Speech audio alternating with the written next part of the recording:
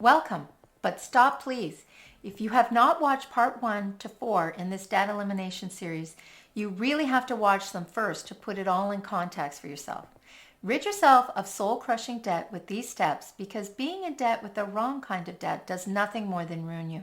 Now on to step 5, which is the actual plan.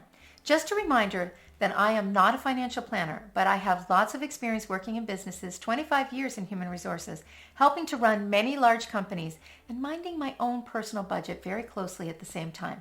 Let's delve into it. So, you already started planning by assessing and changing your fixed and non-fixed costs. The saying is, Rome was not built in a day, and you'll not be able to make all the changes you want to immediately. Baby steps are important. Make the changes that you can immediately so that you will have more money in your pocket, more money to pay down the debt. Then slowly work on the other bigger changes that make sense for you to do. In your plan should be a consideration to try to bring in more money into your life. We talked about one option, which would be getting another job. One way to make more money to help pay down the debt is to get another job. So getting that other job and getting a pay increase could mean that you use that money to pay off your debt, but don't increase your lifestyle so that now you've got more debt. As we said before, you get rich by keeping more of your money. What about a side hustle or starting a business? I don't know your circumstances, and maybe that's not an option. It's just something to consider. If none of these things are options, that is all fine as well. You did the hard work of reducing your costs, which means you do have more money to help pay down that debt immediately. Now with the money you have saved, you'll start paying down the debt. There are a few philosophies that a lot of financial experts talk about related to paying down debt. The first one is the snowball method of paying off debt. This means that you pay the smallest amount of debt first, regardless of the interest rate. What is good about that approach is that you feel you've accomplished something by paying off more in a shorter period of time. The second approach to paying off debt is the avalanche method, which is paying the highest amount first, or it could mean putting a little on all of the debt, but the highest rated debt gets paid the most amount to pay off the debt.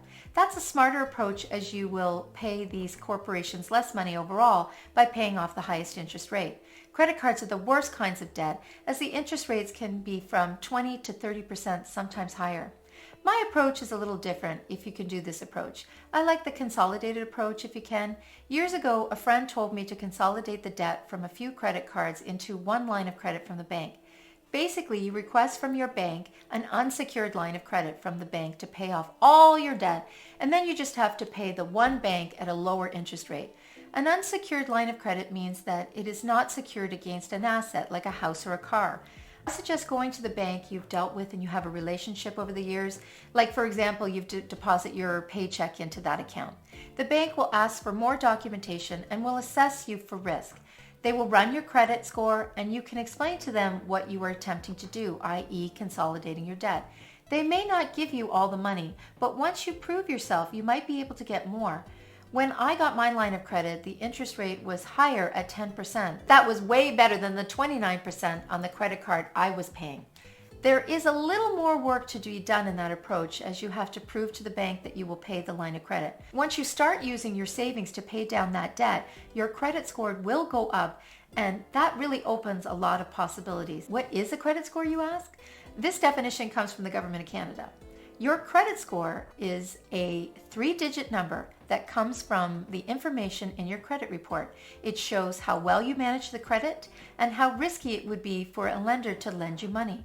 Your credit score is calculated using a formula based on your credit report. The higher your credit score, the better your credit is, and you're considered less risky to lenders. As I said, you may have to get a smaller line of credit and use the avalanche approach by paying the highest debt. Once you prove yourself, the likelihood of getting more money from the bank improves. The key is to start reducing all of your other costs in your life in order to pay down the debt. Paying down the debt helps you and your family. No one needs stuff until the debt is paid. You will also teach your children a valuable lesson if you do have children. And if you don't have children, you're preparing for when you do have children to teach them a valuable lesson. In my opinion, pay debt first, then savings and investing. I could not stand that the credit card companies and the bank controlled me for all that stupid stuff that I could not even remember I bought. I wanted to be the one in control. I had no money to invest and I was so dependent on my job. Debt just is soul sucking, and you are the only one that can change your circumstances. Don't cut up your credit cards though. Use them as tools, and you need them to travel or build up your credit rating. Once you're out of debt, use them and pay them off immediately when you do. Never pay those corporations your money again. Keep what is yours. Finally, the most important lesson here is to never stop analyzing and assessing your finances. This is your life. You're responsible for your actions. Even if you have a partner, you must be responsible for yours and your family's finances. Keep good records. Have a budget for all your expenses and keep your costs down, whether they are fixed or non-fixed. Save money and keep it. Invest and do not get into bad debt. Let's recap everything you've learned in this series. Step 1, think about all your debt and take it all in. You took that time. Step 2, consolidate it and write it down either virtually or on paper. A spreadsheet is preferable. Step 3, stop spending. Look at your fixed costs and try to lower them if you can. Part 4, stop spending, look at your non-fixed cost. In Part 5, you know that you needed to create a plan of action by decreasing your costs, which means you have a budget and you start paying down your debt. You can follow different paths to pay it down. You just have to do it and pay it down. Lastly, don't create a problem for yourself in future. You have to stay vigilant. Make sure you don't get in this debt again. That's it for this debt elimination series.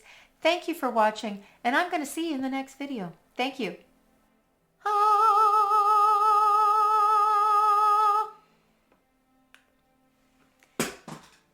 Okay.